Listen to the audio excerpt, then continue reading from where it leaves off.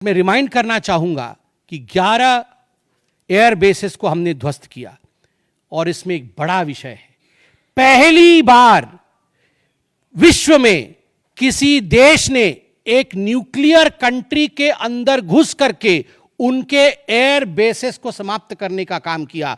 पाकिस्तान एक nuclear country है, उसके अंदर घुस करके उनके एयर बेसेस को 20% पाकिस्तान के एयरफोर्स के इंफ्रास्ट्रक्चर को भारतवर्ष ने नाकाम कर दिया। 20% of PAF's infra was destroyed by India.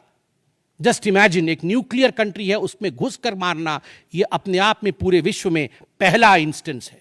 और भुलारी एयरबेस में 50 PAF पाकिस्तान एयरफोर्स के जवान मारे गए, जिसमें स्क्वाड्रन लीडर उस्मान यूसुफ भी मारे गए। कुल मिलाकर के 9 आतंकी ठिकाने, 11 एयरबेस, 100 से अधिक आतंकी, 50 जवान और अपनी इज्जत, यह पाकिस्तान ने खोया है। I repeat, what Pakistan has lost via operation Sindoor. 9 आतंकी ठिकाने, बड़े बड़े आतंकी ठिकाने, 11 एयरबेस, 100 से अधिक आतंकवादी, 50 से अधिक जवान और अपनी इज्जत, यह पाकिस्तान ने खोया है।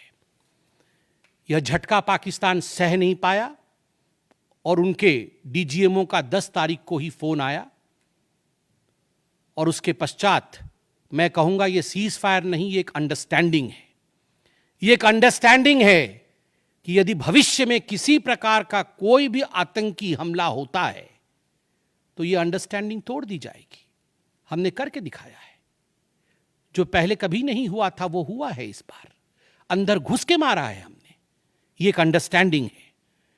और सबसे बड़ी बात है, पाकिस्तान में उनके मौलाना, उनके मौलवियों ने पाकिस्तान का साथ नहीं दिया, मगर हिंदुस्तान की एकता देखिए, हिंदुस्तान का भाईचारा देखिए। पूरा देश एक होकर खड़ा हुआ, पूरा देश सेना के पीछे, सेना के अदम्य साहस के पीछे, हमारी राजनीतिक इच्छा शक्ति के पीछे पूरा भारत एक होकर खड़ा हुआ।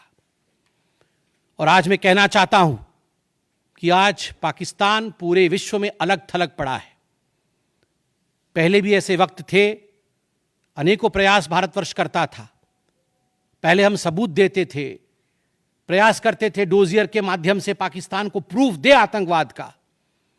वो डोजियर लेती थी मगर उस पर काम नहीं करती थी। मगर आज नए भारतवर्ष ने पाकिस्तान को बख्शा नहीं है। आतंकवाद के खिलाफ एक निर्णायक लड़ाई हुई है और प्रधानमंत्री जी ने स्पष्ट कहा है, वहां से यदि गोली आती है तो यहां से गोला जाएगा। इसी के साथ मैं अपने वक्तव्य को समाप्त करता हूं। कोई प्रश्न हो तो अवश्य पूछें। कमलेश जी, देखिए, मुझे लगता है आज का दिन पूरे भारत का दिन है। मैं ऐसा नहीं कहूंगा कि आज मैं भारतीय जनता पार्टी के प्रवक्ता के नाते कह रहा हूं। मैंने शुरू में ही कहा था, आज मैं भारतवर्ष के एक साधारण नागरिक के रूप में जो अदम्य साहस हमारे सेना ने दिखाया है उसका विवरण किया।